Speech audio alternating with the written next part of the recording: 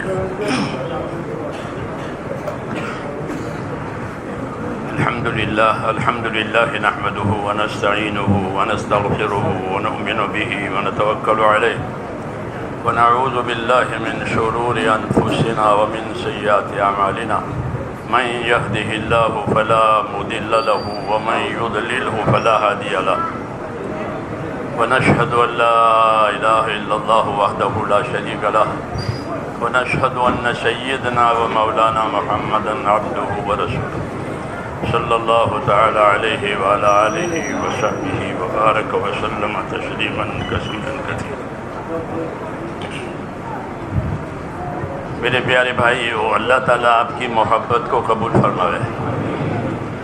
آپ سب حضرات محبت کے ساتھ آئے ہیں، کوئی شک نہیں ہے اس میں، اور یہی اصل بات ہے کہ دلوں میں محبت ہو، اور محبت یہ ایمان کا بھی اثر ہوتا ہے اور طبیعت کا بھی اثر ہوتا ہے۔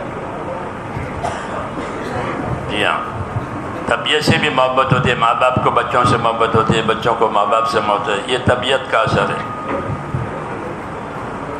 ایک محبت ایمان کی وجہ سے ہوتی ہے، ایمان کا بھی اثر ہے۔ ان الذین آمنوا وعملوا الصالحات سیجعل لهم الرحمن ودا، کہ جو لوگ ایمان لائیں گے، نیک عمل کریں گے، ان کے لیے محبتوں کا انتظام کریں گے۔ تو یہ وہ ہے،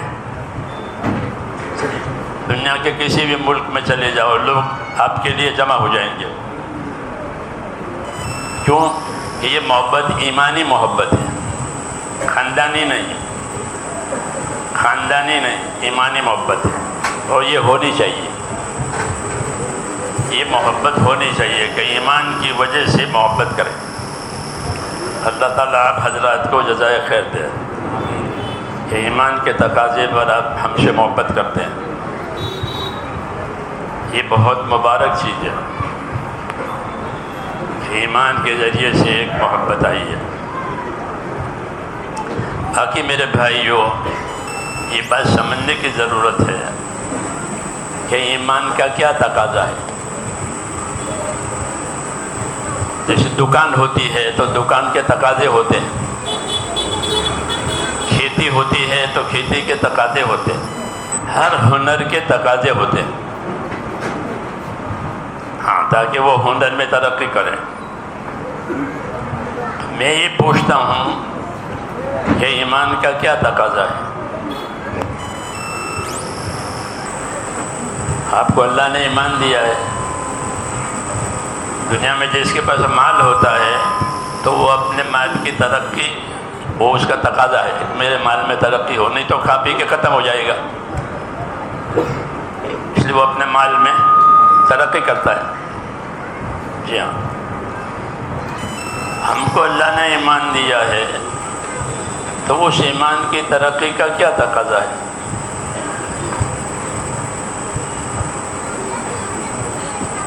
ہماری باتیں جو ہوتی ہیں نا، وہ سمجھنے کے لیے ہوتی ہے، ہنگامہ نہیں ہو کیا ہو، کون آیا کون گیا۔ یہ تو میں یہ پوچھتا ہوں کہ اللہ نے ہم کو ایمان دیا ہے تو ایمان کا کیا تقاضا ہے؟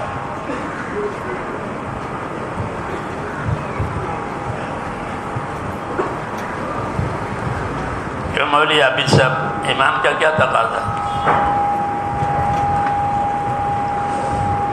میرے بھائیوں، ایمان کا تقاضا اطاعت ہے۔ ایمان کا کیا تقاضا ہے؟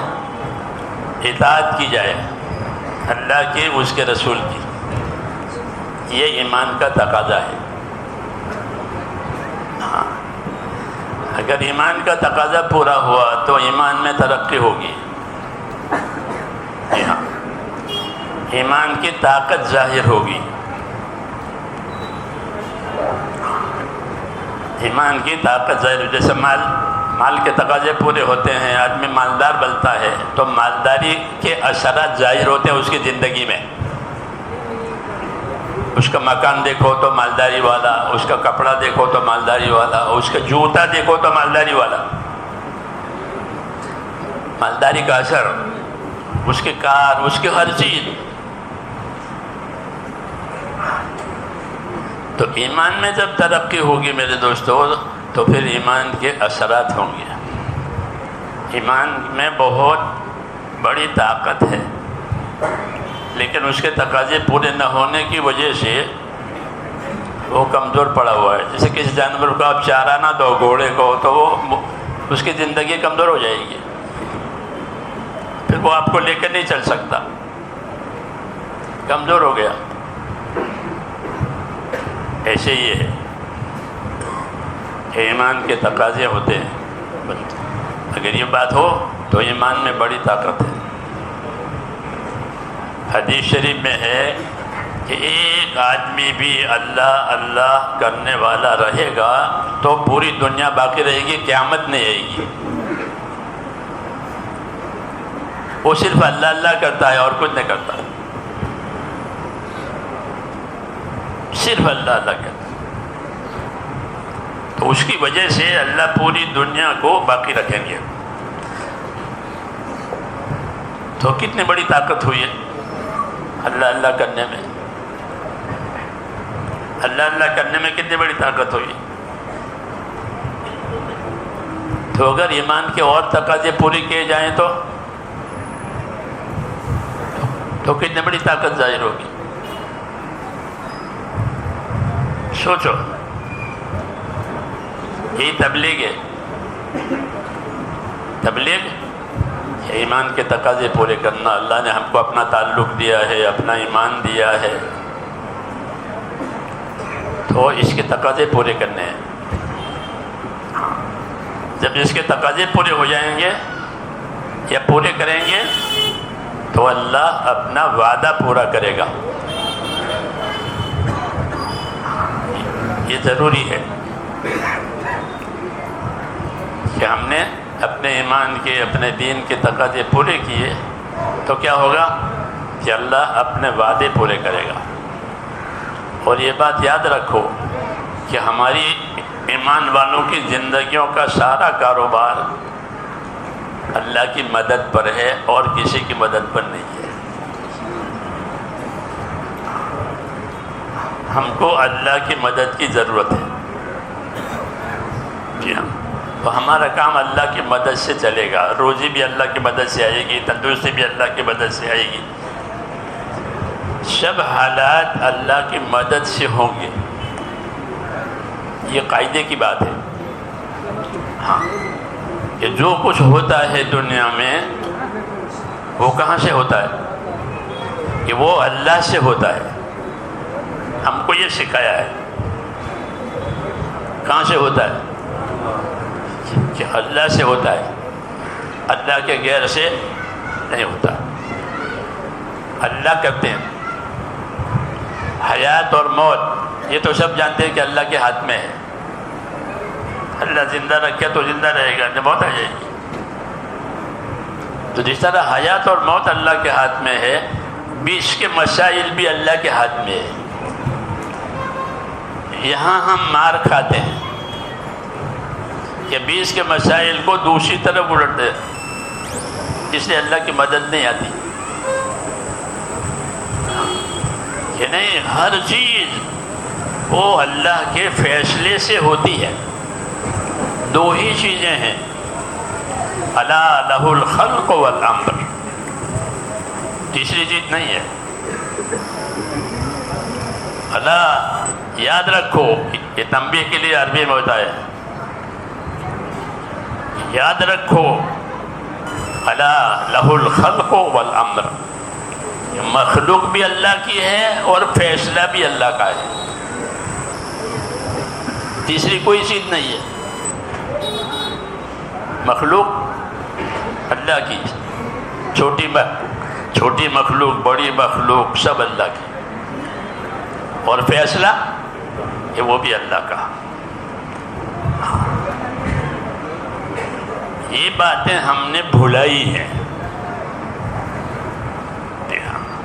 اللہ کے فیصلے میں کوئی شریک نہیں ہے. اللہ کے فیصلے میں کوئی شریک نہیں. جو فیصلہ اللہ کا ہوگا وہ ظاہر ہوگا.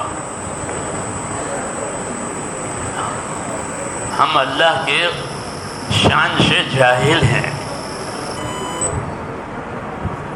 یہ ہمارا قصور ہے کہ ہم اپنے پروردگار کی شانوں سے جاہل ہیں. پہچانا ہی نہیں اللہ کو. مانا ہے پہچانا نہیں. اس لیے ہمارا نقصان ہو رہا ہے. ورنہ قاعدے کی بات یہ ہے کہ جس نے سب کچھ پیدا کیا ہے اسی کا فیصلہ بھی ہے، دوسرے کا نہیں ہے. دوسری جتنی طاقتیں ہیں وہ صرف ظاہر ہوتی ہے، اصل طاقت اللہ کی ہے. اس لیے ہم کو حکم ہے کہ تم ہر مرحلے میں اللہ کی طرف رجوع کرو. وہاں سے آتا ہے، وہاں سے آتا ہے. جیسے بارش بادلوں سے ظاہر ہوتی ہے لیکن اصل تو اوپر سے آتی ہے. بارش کون برساتا ہے؟ کہ اللہ برساتا ہے. پانی کون پیدا کرتا ہے؟ اللہ کہتے ہیں ہم نے برکت والا پانی اوپر سے اتارا ہے. برکت والا پانی، نفع دینے والا پانی ہم نے اتارا ہے. تو بارش کون برساتا ہے؟ کہ اللہ برساتا ہے. تو میرے دوستو، ہر چیز کا پہلا سرا اللہ کے پاس ہے، اور کیا نتیجہ ہے وہ بھی اللہ کی قدرت کے تحت میں ہے. اللہم انت الاول لیس قبلک شیء وانت الاخر فلیس بعدک شیء. کہ اللہ تو اول ہے، تجھ سے پہلے کوئی نہیں. تو ہی آخر ہے، تیرے بعد کوئی نہیں. یہ اللہ کی شان ہے کہ اللہ سے پہلے کوئی کچھ نہیں کر سکتا. جو کچھ کرے گا وہ کون کرے گا؟ اللہ کرے گا. یہ سکھایا. حضور صلی اللہ علیہ وسلم صبح میں اٹھتے تھے تو یہ کہتے اللہم انت الاول فلیس قبلک شیء وانت الاخر فلیس بعدک شیء. اے اللہ تو اول ہے، تو پہلا ہے، تجھ سے پہلا کوئی نہیں. ہاں، اور تو آخر ہے، تجھ سے بعد کوئی نہیں. تو اللہ تعالیٰ نے میرے دوستو تمام مخلوق کو اپنی قدرت کے تحت میں رکھا ہے. کوئی پتا اللہ کی چاہے بغیر زمین اس پر سے گرتا نہیں. درخت سے کسی بھی جنگل میں کسی باغ میں کوئی پتا گرتا ہے تو وہ اللہ کے اشارے سے گرتا ہے، اور وہ اللہ کو معلوم ہے کہاں پتا گرا. قدرت ہے، اللہ کا علم ہے، یہ بڑی چیز ہے. مولانا محمد یوسف صاحب فرماتے تھے کہ لوگوں کو اللہ کی قدرت سمجھاؤ. اب ہم قدرت کو بھول گئے ہیں. یہاں جو ہوتا ہے اس سے متاثر ہوتے ہیں، حالانکہ جو ہوا تو قدرت سے ہوا ہے. کس سے ہوا ہے؟ قدرت سے ہوا ہے. اللہ اول ہے. تو اصل جو ہوگا وہ میرے دوستو اللہ کے چاہنے سے ہوگا، اللہ کی قدرت سے ہوگا. جو اللہ چاہے گا وہ ہوگا. اس لیے اپنا رخ اللہ کی طرف کرو، یہ دعوت ہے. اپنا رخ، ہم تو اللہ کو بھول جاتے ہیں. اچھے حالات میں بھی بھول جاتے ہیں اور ناگوار حالات میں بھی بھول جاتے ہیں. دونوں حالاتوں میں کہ حالات اچھے ہو گئے، اللہ کی کیا ضرورت ہے؟ کھاتے ہیں، پیتے ہیں، کماتے ہیں، اب اللہ کی کیا ضرورت ہے؟ پھر دوسرے حالات آ گئے کہ کھانا مشکل، کمانا مشکل، بہت ساری مشکل رکاوٹ ہے. تو ان حالات کی دہشت سے پھر اللہ کو بھول جاتے. تو ہم لوگوں کو کوئی حالت راش نہیں آتی. یہ حالت ہو گئی ہے. حالانکہ ہمارا عقیدہ ہے کہ کرنے والی ذات صرف اللہ کی ہے اور کسی کی نہیں. کرنے والی ذات اللہ کی، جو کچھ ہوگا وہ اللہ کے اشارے اور چاہنے سے ہوگا. اس لیے ہم کو کہا کہ سیدھا اللہ سے اپنا ربط کرو. حضور صلی اللہ علیہ وسلم فرماتے ہیں کہ من اصلح ما بینہ و بین اللہ اصلح اللہ ما بینہ و بین خلقہ، کہ جو لوگ اپنا اور خدا کا معاملہ ٹھیک کر لیں گے تو اللہ ان کا اور مخلوق والا معاملہ ٹھیک کر دیں گے. کتنے آسان اور مختصر بات ہے اور پکی بات ہے. کیا ہے؟ یہ پکی بات ہے کہ کرنے والی ذات اللہ کی ہے. اللہ سے کراؤ، اللہ سے کراؤ. کرانے کے دو طریقے ہوتے ہیں. ایک تو لوگ اپنے نوکروں سے شیٹھ بن کر کراتے ہیں، اس کا رواج ہے، شیٹھ بن کر نوکروں سے کراوے. یہ رواجی بات ہے، وہ ضرورت کی باتیں ہیں. ایک بندہ بن کے اللہ سے کرانا، کیا کر کے؟ بندہ بنو اللہ سے کراؤ، بندہ بنو اللہ سے کراؤ. پھر دیکھو اللہ کیا کرتے ہیں. تو ہم اپنی زندگیوں کی ذمہ داریوں سے بے خبر ہیں یا غافل ہیں کہ اللہ سے کرانے کا کیا طریقہ ہے.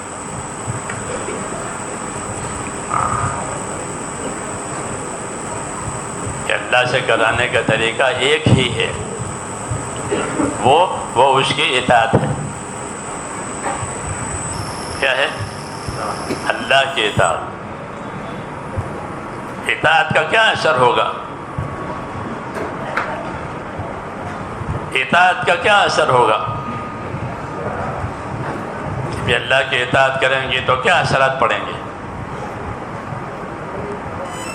کہ اللہ کی اطاعت کریں گے تو اثرات رحمت کے پڑیں گے، اور کسی چیز سے رحمت کے اثرات نہیں پڑیں گے. مالدار بننے سے رحمت کے اثرات نہیں پڑیں گے، عہدیدار بننے سے رحمت کے اثرات نہیں پڑیں گے.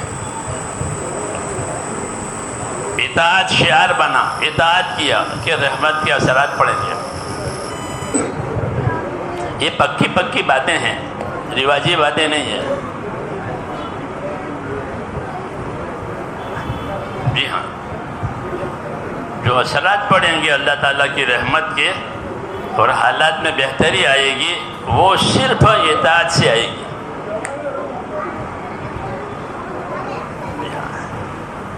اور دوسرا کوئی راستہ نہیں ہے. سب راستے باطل ہیں. مالدار بننا، عہدیدار بننا، زمیندار بننا، اکثریت والی یہ سب باطل ہے.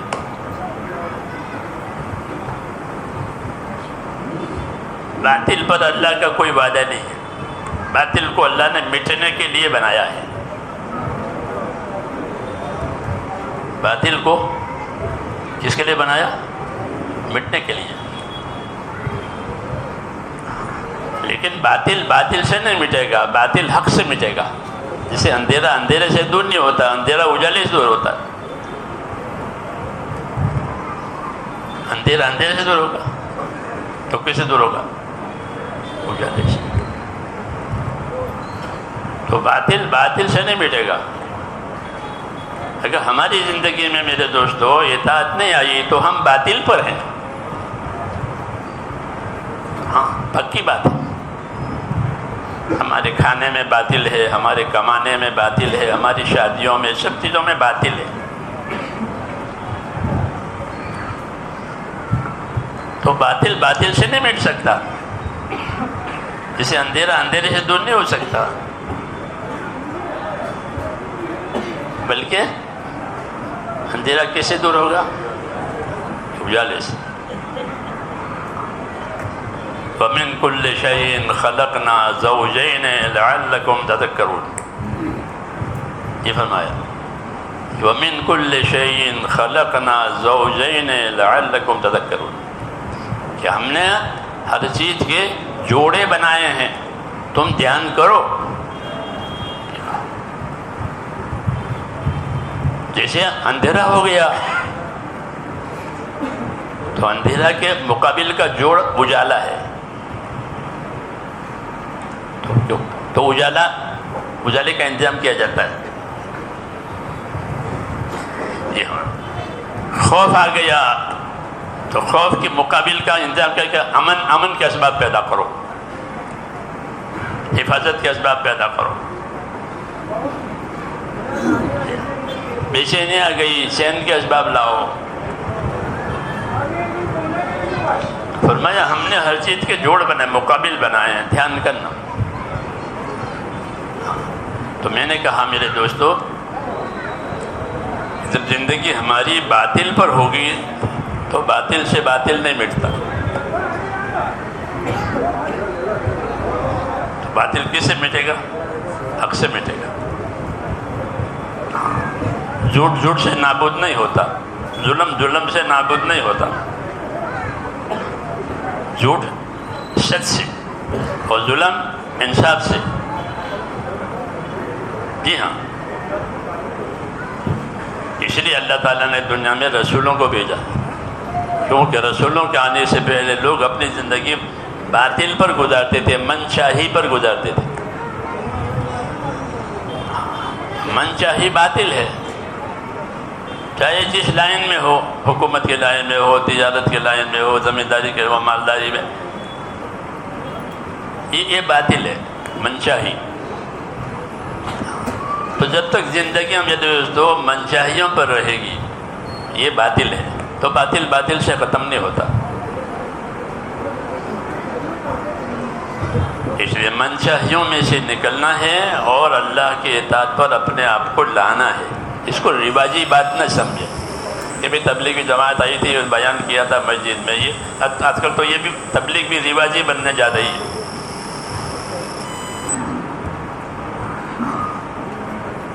رواج میں اللہ کی مدد نہیں ہوتی،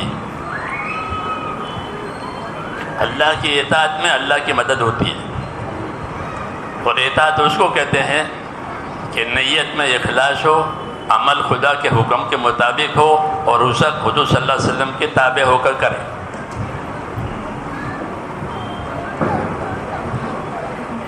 ایسا ایک عمل بھی بہت قیمتی ہے.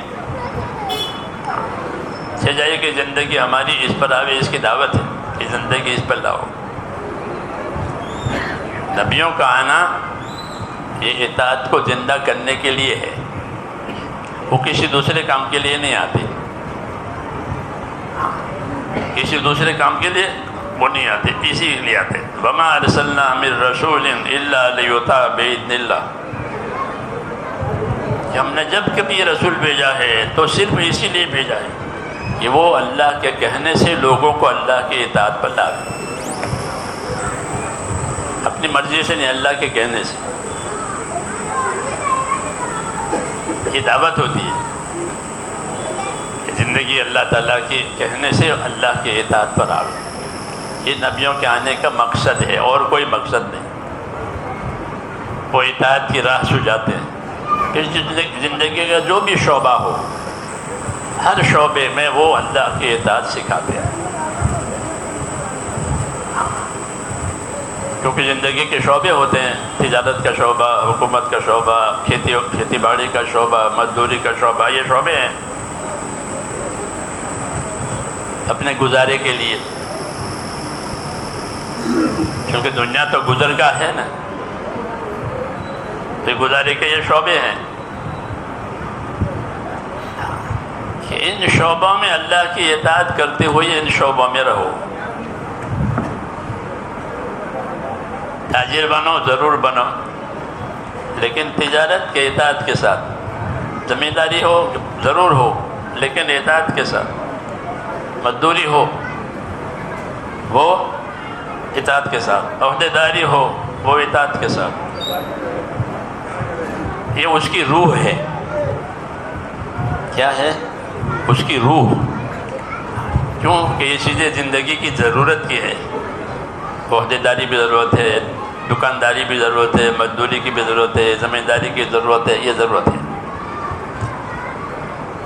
ضرورت ہے نہیں ہے ورنہ کیسے کام چلے گا؟ ہاں، تو یہ ہماری زندگی کی ضرورتیں ہیں، تو ضرورتوں میں بھی اللہ کی اطاعت آوے اور عبادت میں بھی اللہ کی اطاعت آوے، دونوں میں، پھر ہماری ضرورتیں اللہ کی عبادت بن جائے گی، پھر ہم ضرورت والی نہیں ہیں، عبادت والے ہیں۔ مولانا محمد یوسف صاحب رحمۃ اللہ علیہ فرماتے تھے کہ ہمارے دین میں ہر شعبے کے فضائل ہیں، ہر شعبے کے مسائل ہیں، ہر شعبے کے فضائل اور ہر شعبے کے مسائل، ایسا ہمارا دین ایسا ہے۔ مشکل ہو گئی یہ کہ ہم آج کل اپنا دین سیکھتے نہیں ہیں، دین سیکھنے کا معمول ہی ختم ہو گیا۔ دنیا کی ترقی کے لیے دنیا کا علم ہے، اس سے انکار نہیں ہے، ٹھیک ہے، لیکن آخرت بنانے کے لیے آخرت کا علم بھی ہے۔ دنیا بنانے کے لیے دنیا کا علم ہے، لوگ پڑھتے ہیں، ہم اس سے انکار نہیں کرتے، لیکن دین اور آخرت بنانے کے لیے، کہ دین اور آخرت بنانے کے لیے دین آخرت کا بھی علم ہے، وہ ہم نہیں سیکھتے۔ اس کا اثر یہ ہوا کہ ایک تو ہم کو اپنی ذمہ داریوں کی خبر نہیں ہے کہ میری کیا ذمہ داری ہے، جیسے ضرورتوں کی خبر ہے، ہر ایک کو اپنی ضرورت کی خبر ہے، روٹی چاہیے، کپڑا چاہیے، مکان چاہیے، تندرستی، اس کو ضرورت کہتے ہیں، اس کی تو ہر ایک کو خبر، حالانکہ یہ ضرورت ہے۔ یہ کیا ہے؟ ضرورت کس کو کہتے ہیں؟ ضرورت اس کو کہتے ہیں جو موت پر ختم ہو جائے۔ ضرورت کا تعلق کب تک ہے؟ کہ موت تک۔ آپ کو مکان کی ضرورت ہے، کب تک؟ مکان کی ضرورت ہے، مکان ہے نا، تو بہت شور ہے اس کا، تو کب تک؟ کہ موت تک۔ موت کے بعد یہ مکان خالی پڑے گا، بعد مطلب مکان خالی ہوتا ہے، چلا گیا اور کوئی ہے نہیں، بند ہے۔ ضرورت اس کو کہتے ہیں جو موت پر اس کا سلسلہ ختم ہو جائے۔ یہ ضرورت کا تعلق جانور کے ساتھ بھی ہے، انسان کے ساتھ بھی ہے۔ ہر جانور کی ضرورت ہوتی ہے۔ چڑیا گھونسلہ بناتی نہیں، چڑیا ان کو جب موسم آتا ہے، مارچ کا مہینہ تو وہ اپنا گھونسلہ بناتی ہے، اور یہ ان کے انڈے بچوں کا زمانہ ہوتا ہے، وہ اپنے انڈے بچے تیار کرتے ہیں۔ مکان بنانا ضرورت ہے، تو وہ تنکے لائے کر کے بناتے ہیں، اور خاص قسم کے تنکے ہوتے ہیں، ہر تنکا نہیں، وہ چھانٹ کر، جیسے آپ مکانوں کے لیے سارے چیزیں چھانٹ کر لاتے ہیں، ایسے ہی لاتے ہیں۔ ضرورت ہے، ضرورت ہے، تو ضرورت کا پورا ہو جانا اس کا تعلق موت تک ہے، وہ انسانوں کے ساتھ بھی ہے، جانوروں کے ساتھ بھی ہے، اور وہ ٹھیک ہے، ضرورت سے انکار نہیں ہو سکتا، ضرورت ہے، لیکن ضرورت سے آگے بھی ہے۔ نبیوں نے ضرورت سے آگے کا بتایا، نبیوں نے ضرورت سے آگے کا بتایا، وہی اصل دعوت ہے، وہی اصل دعوت ہے کہ ضرورت سے آگے، کہ ضرورت کا تعلق موت تک، پھر موت کے بعد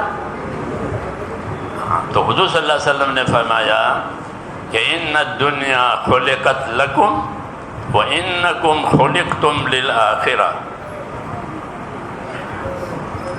فرمایا یہ دو باتیں کہی ہے، ان الدنیا خلقت لکم وانکم خلقتم للآخرہ، یہ دو باتیں ہیں، ایک بات انعام کی ہے، ایک بات ذمہ داری کی ہے۔ پیغمبر ہے، اللہ کا پیغام پہنچاتے ہیں۔ اسلام پیغام ہے، پروگرام نہیں، فقط پروگرام بھی ہے، اصل پیغام ہے کہ تمہارے پروردگار کا یہ پیغام ہے۔ آج کل میسیج کا زمانہ ہے، میسیج آیا، ہاں میسیج حرکت ہوتی ہے، میسیج آیا، جی ہاں۔ تو اسلام اللہ کا میسیج ہے، اس کو ہم بھول گئے ہیں۔ کسی کا پیغام آوے تو وہ خبر دے بھائی میرے فون پر تمہارا پیغام ہے، اہمیت ہو گئی۔ تو دین یہ اللہ کا پیغام ہے، اس پیغام میں یہ بات کہی ہے جو میں ابھی کہہ رہا ہوں۔ صرف ایک بات، ہمیشہ دین کی بات کو سمجھنے کے لیے سننا چاہیے اور پھر سمجھ کر عمل کرنا چاہیے، ورنہ رواج ہے۔ تو حضور صلی اللہ علیہ وسلم نے دو باتیں فرمائی، ان الدنیا خلقت لکم، کہ دنیا ساری تمہارے لیے پیدا کی ہے اللہ نے، اور کسی کے لیے نہیں۔ سونا، چاندی، جواہر، موتی، کھانا، یہ سب یہ کس کے لیے پیدا کیا؟ یہ تمہارے لیے، انسانوں کے لیے، اور کسی کے لیے نہیں پیدا کیا، اور کسی کے لیے نہیں پیدا کیا، تمہارے لیے پیدا کیا۔ ہاں، یہ دنیا تمہارے لیے پیدا کر دی ہے، اس لیے لوگ دنیا کو استعمال کرتے ہیں، حکومتیں کرتے ہیں، تجارتیں کرتے ہیں، زمینداریاں کرتے ہیں، محنتیں کرتے ہیں، اپنی دنیا کو اپنے قبضے میں لاتے ہیں، کیونکہ ان کے لیے پیدا ہوئی ہے، ان کے لیے پیدا ہوئی ہے، تو اسے فائدہ اٹھاتے ہیں۔ تو یہ انعام ہے کہ اللہ نے دنیا کو تمہارے لیے پیدا کر دیا ہے، یہ انعام ہوا۔ اس انعام کی ایک دوسری حالت بھی ہے کہ پیدا بھی کیا اور پھر تمہارے کام میں لگایا ہے، اس کو تسخیر کہتے ہیں۔ کیا کہتے ہیں؟ تسخیر، کہ دنیا کو پیدا کیا اور تمہارے کام میں لگایا۔ چنانچہ دنیا کے انسان اللہ کی بنی ہوئی چیزوں سے اپنے کام نکالتے ہیں، اپنا فائدہ اٹھاتے ہیں، اپنی ترقی کرتے ہیں، اور کوئی چیز انکار نہیں کرے گی، کوئی چیز انکار نہیں کرے گی، بلکہ نئی نئی چیزیں سوجے گی، اسے فائدہ اٹھائیں گے۔ کیوں کہ ان کے لیے پیدا کی ہے، یہ دنیا کو تمہارے لیے پیدا کیا ہے۔ تو مچھلی والے سمندر میں سے مچھلی نکالتے ہیں، ان کے اندر مچھلی کی طاقت ہے۔ جو موتی والے ہوتے ہیں وہ موتی بھی نکالتے ہیں اسی سمندر میں سے، کیوں؟ ان کو موتی نکالنے کی طاقت ہے۔ تو سمندر انکار نہیں کرے گا، سمندر انکار نہیں کرے گا، یہاں سے موتی مت لے جاؤ، یہاں سے مچھلی مت لے جاؤ، حالانکہ سمندر کتنی بڑی طاقت ہے۔ سمندر دیکھا، سمندر سب اندر،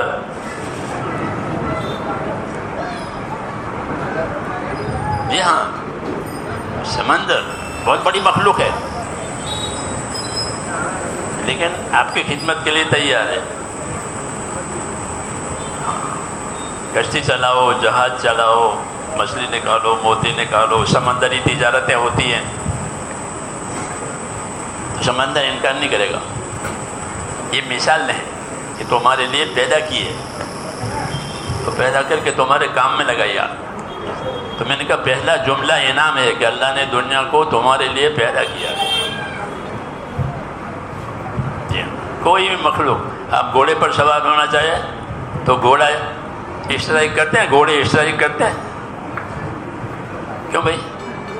جیسے طلبہ اشتراک کرتے ہیں، لوگ اشتراک کرتے ہیں، تو گھوڑے اشتراک کرتے ہیں، حکومتوں پر قیمتی گھوڑے ہوتے ہیں، اچھے گھوڑے، تو کیا وہ اشتراک کرتے ہیں کہ نہیں کرتے؟ ہم تو نہیں کریں گے، کر ہی نہیں سکتے، وہ کر ہی نہیں سکتے، وہ تابع رہیں گے۔ فرمایا دنیا کو تمہارے لیے پیدا کیا ہے اور تمہارے کام میں لگایا ہے، کوئی انعام ہوا نہیں ہوا، یہ انعام ہوا نہیں ہوا، ایک چیز آپ کے کام کی ہے، یہ کیل وہ بھی آپ کے کام کرنے کے لیے تیار ہے، اور اسے کوئی بڑی چیز ہو تو وہ بھی کام کرنے کے لیے تیار ہے۔ تو فرمایا دنیا کو تمہارے لیے پیدا کر دیا ہے، تمہارے کام میں لگایا، یہ انعام۔ دوسرا جملہ وَإِنَّكُمْ خُلِقْتُمْ لِلْآخِرَةِ، دنیا کو تمہارے لیے پیدا کیا لیکن تم کو آخرت کے لیے پیدا کیا، یہ پیغام ہے۔ یہ کیا ہے؟ یہ پیغام ہے ہمارے نام، پیغمبر ہے نا، تو پہلا انعام بھی بتایا کہ اللہ نے تمہارے لیے یہ انعام بنایا ہے کہ ساری دنیا تمہارے لیے، اور تم کو آخرت کے لیے پیدا کیا ہے، یہ پیغام ہے، یہ دعوت ہے۔ اب دیکھو اپنی زندگی کا رخ، ہم دیکھیں کہ ہمارا رخ آخرت کی طرف ہے یا نہیں ہے، تو ہم کو آخرت کے لیے پیدا کیا ہے۔ یعنی کیا مطلب ہے کہ اپنی دنیا سے آخرت بناؤ، ورنہ آخرت میں سب جائیں گے مر کر کے، کوئی نہیں بچے گا، اسی ذمہ داری نہیں پوری ہوگی مر جانے سے، وہ تو اللہ کی قدرت قاہرہ ہے، اللہ کی قدرت قاہرہ ہے کہ سب کے لیے موت، تو مرنے کے تو سب، لیکن ہم کو یہ حکم ہے کہ تم کو آخرت کے لیے پیدا کیا ہے، اس لیے اپنی دنیا سے آخرت بناؤ۔ دنیا تمہارے لیے پیدا کی ہے، تم کو آخرت کے لیے پیدا کیا ہے۔ اس پیغام کا حاصل یہ ہوا کہ اپنی دنیا سے آخرت بناؤ، یہ ہوا مطلب۔ جو اپنی دنیا سے آخرت بناوے گا وہ سمجھدار ہوگا، جو دنیا سے دنیا بناوے وہ نادان ہے۔ جی ہاں، کہ دنیا سے دنیا بنائی وہ نادان ہے، دو وجہ سے، کہ یا تو یہ دنیا کو چھوڑے گا یا دنیا اس کو چھوڑ دے گی، دونوں باتیں ہوتی ہیں۔ کبھی آدمی دنیا چھوڑ کے مر جاتا ہے، کبھی دنیا اس کے پاس سے نکل جاتی ہے۔ جی ہاں، زوال کے ساتھ ہے یہ۔ کس کے ساتھ؟ زوال کے ساتھ، کہ دنیا کو اللہ نے زوال کے ساتھ پیدا کیا ہے، کہ وہ کسی کے ساتھ رہتی نہیں ہے، کسی کے ساتھ نہیں رہتی، وہ زوال کے ساتھ ہوتی ہے۔ جو دنیا کو دنیا کے لیے بنائے تو وہ زوال کے لیے بنا رہا ہے، تو یہ سمجھدار نہیں ہے۔ ہاں، سمجھ میں آئی نہیں بات؟ تو سمجھدار کون ہے؟ کہ جو دنیا سے آخرت بناوے۔ ایک فانی چیز تھی، اسے ایک باقی چیز ہو گئی۔ آخرت کس کو کہتے ہیں؟ آخرت کی کیا صفت ہے؟ آخرت کی کیا صفت ہے؟ تو آخرت کی دو صفتیں ہیں۔ آخرت ہر آدمی کو بطور بدلہ کے ملے گی اور بطور بقا کے ملے گی۔ جو بدلہ اس کو آخرت میں ملے گا وہ باقی رہے گا۔ اگر برا بدلہ ملا ہے تو وہ برا بدلہ باقی رہے گا، اچھا بدلہ ملا ہے تو اچھا بدلہ باقی رہے گا۔ یہ آخرت کی صفت ہے۔ ہم آخرت کو نہیں پہچانتے ہیں، نبیوں نے آخرت سمجھائی ہے، ہم آخرت سے جاہل ہیں، یہ ہمارا قصور ہے۔ تو میں نے کہا آخرت کی دو صفتیں ہیں، کہ جس کی آخرت ہوگی وہ بطور بدلہ کی ہوگی، اور وہ بدلہ باقی رہے گا، ختم نہیں ہوگا۔ اس نے کہا کہ تم آخرت کے لیے پیدا ہوئے ہو، اپنی آخرت بناؤ، کیونکہ جس کی بگڑے گی وہ بگڑی رہے گی، جس کی آخرت بگڑے گی وہ بگڑی رہے گی، بنے گی نہیں، وہاں کوئی اپیل نہیں ہے۔ وہاں جیسے دنیا میں اپیل کرتے بھائی اس حکومت میں نہیں بدو تو اگلی عدالت میں لے جاؤ، جی ہاں، یہ نہیں ہوگا، یہ نہیں ہوگا، کوئی اپیل نہیں۔ حضور صلی اللہ علیہ وسلم نے قسم کھا کے ایک بات فرمائی کہ والذی نفس محمد بیدہ ما بعد الموت دار الا الجنۃ او النار، میں خدا کی قسم کھا کے کہتا ہوں جس کے قبضے میں میری زندگی ہے، فرمایا کہ آدمی کے مرنے کے بعد اس کے لیے یا جنت ہوگی یا دوزخ ہوگی، تیسری کوئی جگہ نہیں ہے، تیسری کوئی جگہ نہیں ہے کہ نہ جنت ہے نہ دوزخ ہے، وہ یہ تھی، یہ ختم ہو گئی،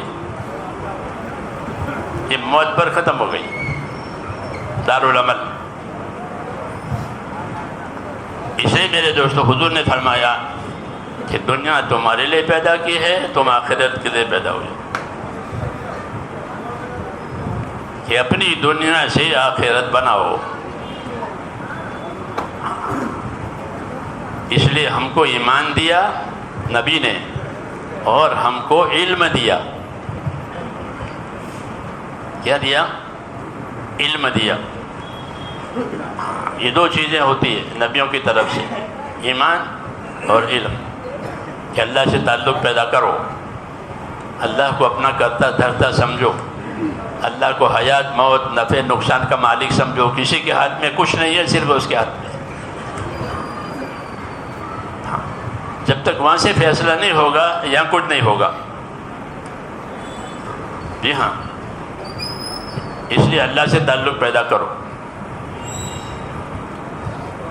بندہ ہونے کا تعلق ہے، اور اللہ کا حق ہے کہ اس کی عبادت کی جائے۔ اللہ کا کیا حق ہے؟ کہ اسی کی عبادت کی جائے گی، اس کے سوا کسی کی عبادت نہیں کی جائے گی، اس کی عبادت کی جائے گی۔ عبادت کے لیے پیدا کیا ہے، یہ اس کا حق ہے۔ حضور صلی اللہ علیہ وسلم نے حضرت معاذ سے پوچھا، معاذ آپ کو معلوم ہے اللہ کا کیا حق ہے؟ کہ نہیں، مجھے نہیں معلوم۔ کہ اللہ کا حق یہ ہے کہ اسی کی عبادت کی جائے گی، اس کے ساتھ کسی کو شریک نہیں کیا جائے گا، عبادت اسی کی ہوگی، اسی کے ہاتھ میں سب کچھ ہے، اس لیے اسی کی عبادت ہوگی، جان سے مال سے ہر طرح سے۔ یہ ذمہ داری ہے کہ زندگی کو عبادت والی بنانا۔ آخرت کے لیے پیدا ہوئے ہیں تو آخرت جب بنے گی جب زندگی عبادت والی بنے گی۔ ایمان سے آخرت بنتی ہے، عبادت سے آخرت بنتی ہے، علم سے آخرت بنتی ہے، اللہ کے ذکر کرنے سے عبادت آخرت بنتی ہے، دوسروں پر احسان کرنے سے آخرت بنتی ہے، اور جو کام کرے اللہ کے لیے کرے اس سے آخرت بنتی ہے۔ آخرت بنانا یہ ہمارا کام ہے، ہم اس کے لیے پیدا ہوئے ہیں کہ اپنی دنیا سے آخرت بناؤ۔ اس لوگ دنیا کی چیزوں سے اپنے ہنر سے نئی چیز بناتے ہیں۔ کمار گارا ہوتا ہے، گارا مٹی، اور کوئی مٹیریل اس کے پاس نہیں ہے، گارا ہی گارا ہے، وہ اپنے ہنر سے برتن بنائے گا۔ ایک مٹکا تیار ہوا، ایک سراہی تیار ہوئی، یہ 100 روپے کی، گارے کی قیمت 100 روپے ہو گئی، اور کوئی ہے اندر مٹیریل، پانی اور مٹی، اس کے ہنر نے اس کو قیمتی بنایا۔ ایسے میرے دوستو دنیا کہ ایک مچھر کے پر کے برابر بھی نہیں ہے، یہ تو ہم ضرور سنتے ہیں، لیکن اس دنیا کو دین بنانے کے لیے استعمال کرو تو بڑی قیمت آئے گی۔ ایک سبحان اللہ بہت پہاڑ سے بڑا ہوگا۔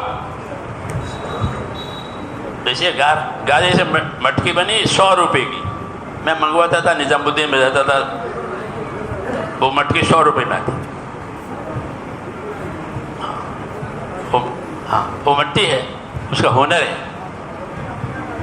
ہنر کی قیمت ہے۔ ایسے میرے دوستوں جس طرح ہنر کی وجہ سے ایک معمولی چیز قیمتی ہو گئی، مسلمان کے عمل کی وجہ سے جو دنیا مچھر کے برابر بھی نہیں ہے وہ قیمتی ہو جائے گی۔ ایک سبحان اللہ یہ بہت پہاڑ سے بڑا ہے۔ ہاں سبحان اللہ، ایک سیکنڈ میں سبحان اللہ، لیکن جب اس کا انعام کھلے گا تو بہت پہاڑ سے بڑا ہوگا۔ کہ قیامت کی ترازو سبحان اللہ سے بھر جائے گی، ترازو قیامت میں ہوگی اعمال تولنے کی، وہ سبحان اللہ سے بھر جائے گی۔ ہاں وہ بہت بڑی ترازو ہے، لیکن وہ سبحان اللہ سے بھر جائے گی۔ عمل کی قیمت بتائیے، اس لیے میرے دوستو ہم کو دعوت دی ہے یہ کہ اپنی دنیا سے آخرت بناؤ۔ دنیا سے دنیا بنانے والا سمجھدار نہیں ہے، نادان ہے۔ یہ فنا ہونے والی چیز سے فنا ہونے والی چیز بنائی۔ عقل مندی کی بات یہ تھی کہ فنا ہونے والی چیز سے باقی رہنے والی چیز بناؤ۔ ہاں یہ باقی رہنے والی آخرت ہے، باقی رہنے والی آخرت ہے۔ دنیا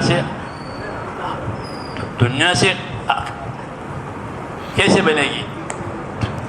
تو کہ اس کے لیے رسولوں کو بھیجا ہے کہ رسول تمہیں طریقہ بتائیں گے۔ کیا بتائیں گے؟ طریقہ بتائیں گے کہ دنیا سے آخرت بنانے کا طریقہ۔ اس لیے میرے دوستو اللہ تعالیٰ نے رسول صلی اللہ علیہ وسلم کو بھیجا ہے اور آپ کو طریقوں کا علم دیا ہے۔ نماز کا طریقہ، عبادت کا طریقہ، تجارت کا طریقہ، مزدوری کا طریقہ، کھانے کا طریقہ، شادی کا طریقے۔ ان طریقوں سے وہ دنیا دین بن جائے گی۔ جیسے ہنر سے مٹی برتن بن گئی، ہنر، ان طریقوں سے دنیا دین بنے گی۔ اس لیے اس کی دعوت ہے کہ زندگی میں اللہ کا حکم دیکھو، مجھے اللہ نے کیا حکم دیا ہے اور پھر حکم پورا کرنے کا کیا طریقہ دیا ہے۔ حکم کو دیکھو، طریقے کو دیکھو، اور نیت اچھی رکھو، اور کوئی غرض نہیں، اللہ کو راضی کرنے کی نیت۔ اگر یہ تین باتیں جمع ہو جائے گی تو دنیا دین بن جائے گی، دنیا آخرت بن جائے گی۔ اتنا ہی پروگرام ہے، لمبا پروگرام نہیں ہے، اتنا ہی پروگرام کہ ہر کام میں اللہ کا حکم دیکھو اور سیکھو کہ اللہ کا کیا حکم ہے، نبی کا کیا طریقہ ہے، اس کا علم ہے۔ تبلیغ علم و ذکر، علم و ذکر، تو علم و ذکر میں کتنا علم میں اضافہ ہوا؟ یہ ہماری کوتاہی ہے کہ ہماری محنت سے ہمارے علم میں اضافہ نہیں ہوا ہے۔ حالانکہ اضافہ اور زیادتی ایمان اور علم ہی کی ہے اور دوسری چیز کی نہیں ہے، تو سیکھنے میں کمی ہے۔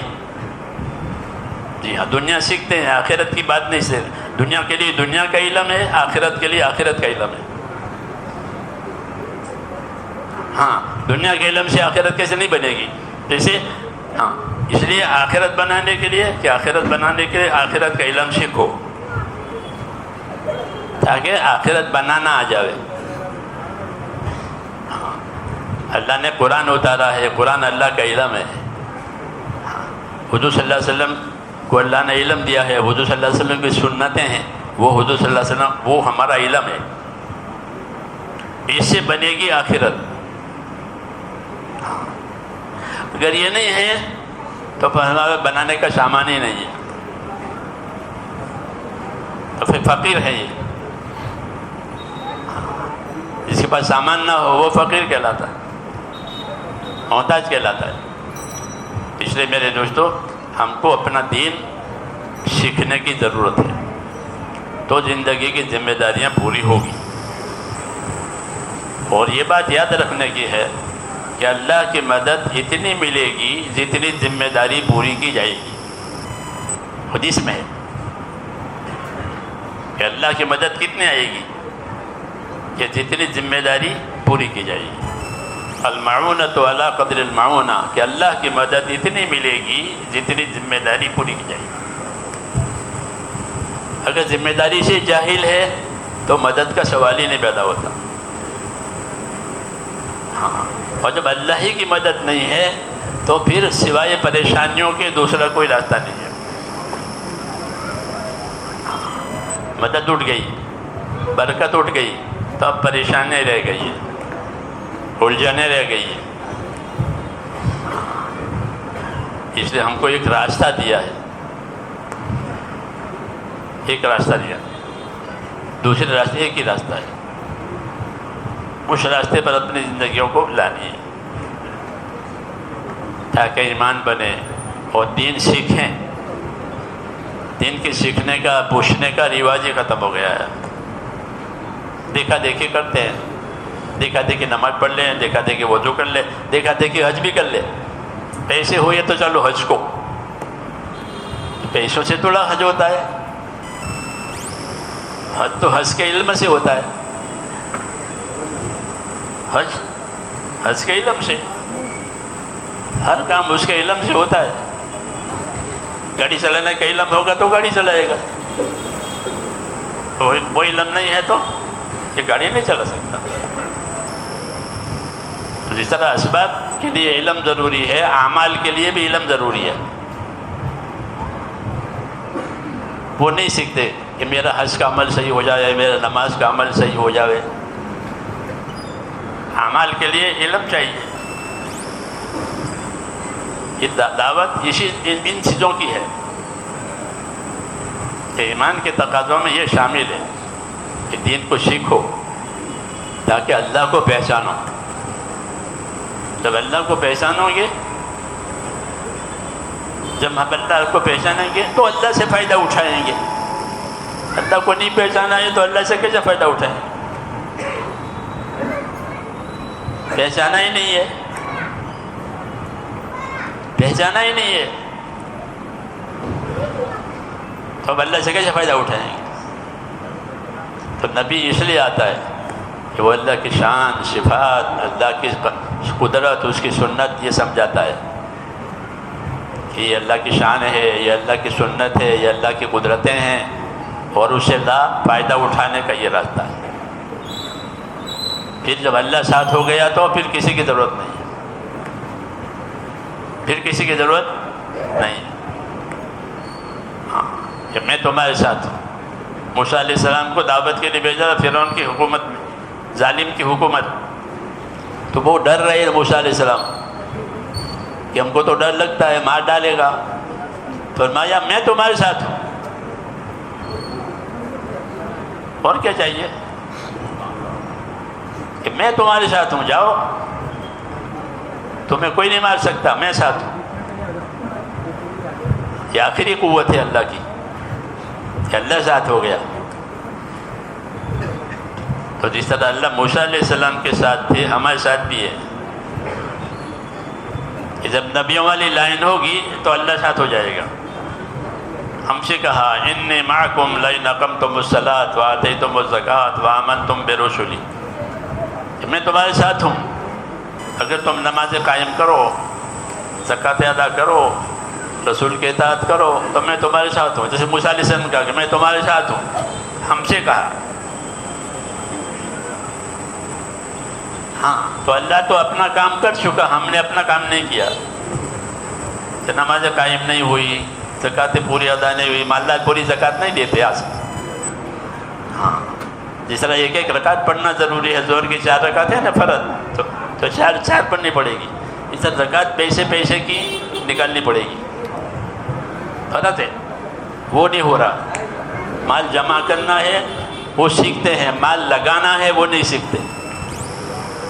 اس لیے مالداری میں قصوروار ہیں. تو مدد کیسے آئے گی؟ اس لیے میرے بھائیوں اپنا رخ اللہ کی طرف کرنا ہے بس.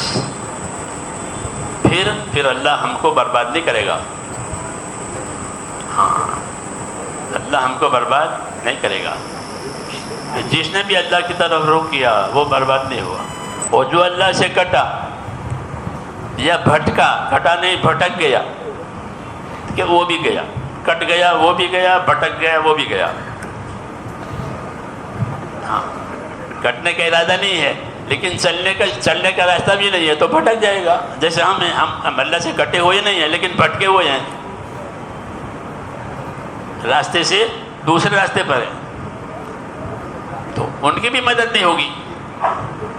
اسے کہتے ہیں اپنا راستہ بدلو. کیا کرو؟ اپنے راستے پر آؤ. اس لیے ہم کو دین ملا ہے اور دین کی محنت ملی ہے. جب صحیح محنت ہوگی تو پھر ہم صحیح راستے پر آ جائیں گے. سمجھ میں آئی نا بات؟ اس لیے میرے دوستو اپنی زندگی کی لائن بدلنی ہے اور کچھ نہیں کرنا ہے. لائن بدل گئی کام ہو گیا، راستے پر آ گئے. جیسے آپ ریل میں بیٹھ گئے، بمبئی جانا تھا، بمبئی جانے والی ریل میں بیٹھ گئے ٹکٹ لے کر کے. اب آپ کو کچھ نہیں کرنا، وہ ریل پہنچا دے گی.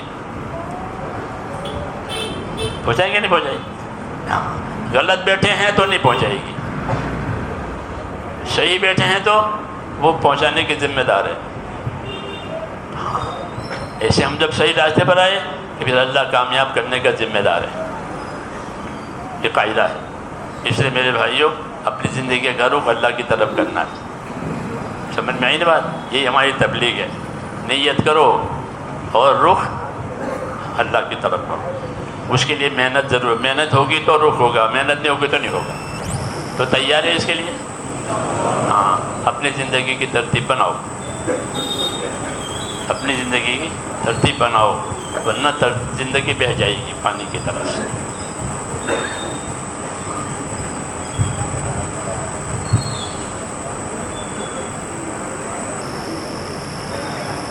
بتاؤ ہمت کر کے اور ماشاء اللہ کیا ہے 4 مہینے کے لیے ماشاء اللہ. بات سنی، بات دل میں اللہ نے ڈالی. ایک فیصلہ کرنا ہے، طے کرنا ہے. تھوڑی ہمت کر کے ہم کھڑے ہو جائیں گے، اللہ آگے آسان کریں گے. یہ بات یاد رکھو کہ یہ جو اجتماعی دعا ہے وہ انفرادی دعا سکھانے کے لیے ہے. ہاں انہیں کے مجمع میں آئے تو دعا مانگی، پھر الگ ہو گئی تو پھر دعا بھول گئی، نہیں. یہ تو سکھانے کے لیے ہے کیونکہ روز روز تو اجتماع ہوگا نہیں. ہم کو تو روز ضرورت ہے اللہ کی مدد کی. اس لیے یہاں سے دعا سیکھ کر جانی چاہیے کہ اپنی ضرورتوں کے لیے، اپنے آخرت کے لیے ہم دعا مانگنے والے بنیں. مسلمان کا ہتھیار ہی دعا ہے. مانگو گے؟ ہاں راتوں میں اٹھ کر راتوں میں اٹھ کر دعا مانگو. اللہم صلی وسلم وبارک علی سیدنا محمد النبی الامی وآلہ وصحبہ اجمعین. ربنا اننا آمنا فاغفر لنا ذنوبنا وقنا عذاب النار. اللهم اغفر لي ولوالدي واغفر يا رب لجميع المؤمنين والمؤمنات والمسلمين والمسلمات الأحياء منهم والأموات ولإخواننا الذين سبقونا بالإيمان ولا تجعل في قلوبنا غلا للذين آمنوا ربنا إنك رؤوف رحيم. اللهم إن قلوبنا ونواسينا وجوارحنا بيدك لم تملكنا منها شيئا فإذا فعلت ذلك بنا فكن أنت ولينا واهدنا إلى سواء السبيل. اللهم كن أنت ولينا واهدنا إلى سواء السبيل. اللهم كن أنت ولينا واهدنا إلى سواء السبيل. اے اللہ ہماری مغفرت فرما، پوری امت کی اے مولا پوری مغفرت فرما. ایک ایک فرد امت کی مغفرت فرما. ایک ایک فرد امت کو یا اللہ اپنے دین پر چلنے چلانے کے لیے قبول فرما. امت کی صلاحیتوں میں برکت عطا فرما. امت کی صلاحیتوں کو برباد ہونے سے بچا لے. امت کے مالوں کی، جانوں کی، آبرو کی، دین ایمان کی اے اللہ ہر چیز کی حفاظت فرما. ہر چیز کی حفاظت فرما. ہر خیر سے ہم کو مالا مال فرما. ہر شر سے، ہر فتنے سے، ہر بلا بیماری سے ہماری اور پوری امت کی پوری حفاظت فرما. اور جو زندگی کی ذمہ داریاں ہم پر آئی ہے اللہ کی طرف سے، تیری طرف سے اے مولا اس کے پورا کرنے کی بھرپور توفیق عطا فرما. اس کے پورا کرنے کی ہمت عطا فرما. دنیا کے دھوکے سے ہماری حفاظت فرما. شیطان کے فریب سے اور نفس کے شر سے ہم سب کی حفاظت فرما. موت تک اخلاص اور استقامت کے ساتھ اے اللہ تیرے حکموں کو چلنے چلانے والا بنا دے. مرنے کا وقت آوے تو ایمان پر خاتمہ نصیب فرما، حسن خاتمہ نصیب فرما، سوء خاتمہ سے حفاظت فرما، موت اور مابعد موت میں ہمارے لیے برکت مقدر فرما، موت کے بعد کی ہلاکتوں سے حفاظت فرما، موت کے بعد آنے والی ابدی رحمتوں سے ہمیشہ کے لیے مالا مال فرما، پریشان حالوں کی پریشانیاں دور فرما، بیماروں کو صحت عطا فرما، محتاجوں کی مدد فرما، ہر جائز ضرورت جو تیرے بندوں کی اٹکی ہوئی ہے یا اللہ اپنے کرم سے پوری فرما، اس میں برکت عطا فرما۔ ربنا تقبل منا انک انت السمیع العلیم وتب علینا انک انت التواب الرحیم، وصلی اللہ تعالی علی خیر خلقہ سبحان ربک رب العزۃ عما یصفون وسلام علی المرسلین والحمد للہ۔